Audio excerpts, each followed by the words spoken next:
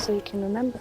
Hi guys, well it's still really fucking hot outside, so I still do not want to sit under any studio lights or any of that shit. So I thought I'd do another talking video, and I would do, as you know from the thumbnail, top 5 movies based on games. Now, finding 5 wasn't really very easy, to be honest with you, because a lot of movie games are really poor. But I think the ones I picked are of acceptable quality or do the game justice. So, beginning with Silent Hill at number 5. Silent Hill does take liberties with the game. It gender swaps the main character. Harry Mason is not really a character in it. Sean Bean kind of, maybe. But certainly, they changed so much about the mythology of Silent Hill, turned what's coming down on the town into ash, from an underground fire like Centralia. But one thing it does do is it captures the mood of Silent Hill, and there's some nasty deaths. Sybil going out looks really painful, and that's always appreciated. Our world has been at peace. Number 4, Warcraft. Now, Warcraft is a big budget movie. It looks pretty good. The orcs are realised quite nicely for the most part, and it does follow some of the storyline of Warcraft 3 as well, so that's good. It's only an average movie, I think, is the main problem with it. It's not great, it's not, maybe not even good, but it's average. It does realise the sort of surroundings, and you do sort of have a Warcraft feel to it, I feel. But it's not great. Whatever happens, our world is in danger. The new Tomb Raider, I was actually very doubtful when I saw the cast of Alicia Vikander.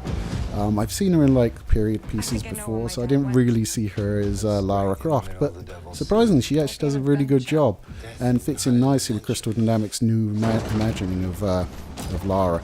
And it does do a nice job of translating some of the stuff from the first 2 games into the movie, and that's always appreciated. And you know, it's one of those movies where it's not great, but it's okay. You know, you can certainly waste an afternoon watching it, no problem.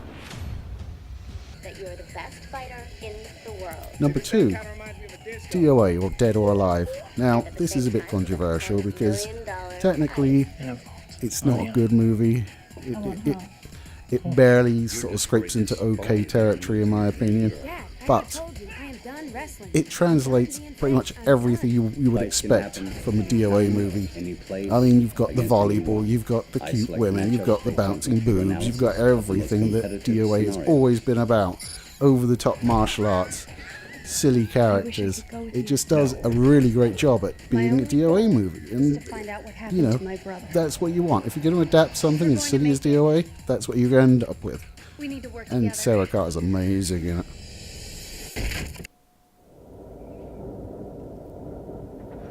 And finally, number 1 with a bullet, the original Mortal Kombat. Possibly one of Paul Anderson's best movies. I think there's maybe 3 in that category in my opinion. None of them are called Resident Evil, which is why they're not on this list. But certainly, the fight scenes are all fantastic. The CGI is dated, although it is inconsistent because some of the backgrounds using CGI look quite nice, but then you get Reptile and you're like, oh god, that's awful.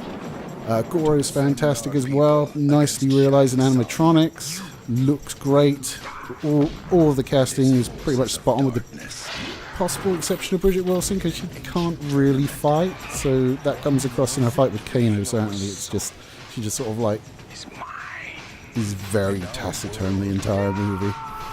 Apart from the end when she actually cracks a smile, which is nice to see, Mrs. Sampras. I believe she's Mrs. Sampras anyway.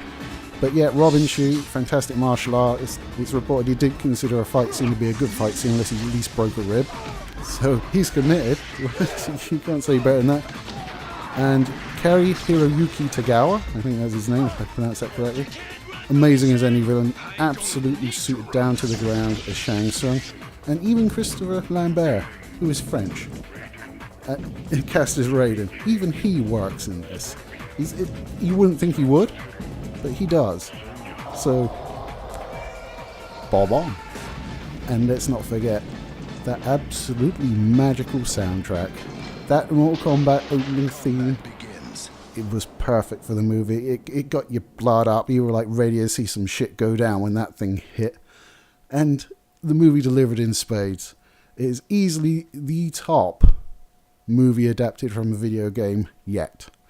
We've got more coming up. I haven't seen Rampage yet, so I couldn't include it on this list. It may be good, it may not. It's got The Rock in it. I quite like The Rock, so who knows? But yeah, those are my top 5. Let me know down below if you disagree or if you have any other worthy suggestions, and I will check them out. Because I like a bit of movies, especially when they're fun, escapist action movies. They're probably my favourite type. So take it easy, guys, and I'll catch you later.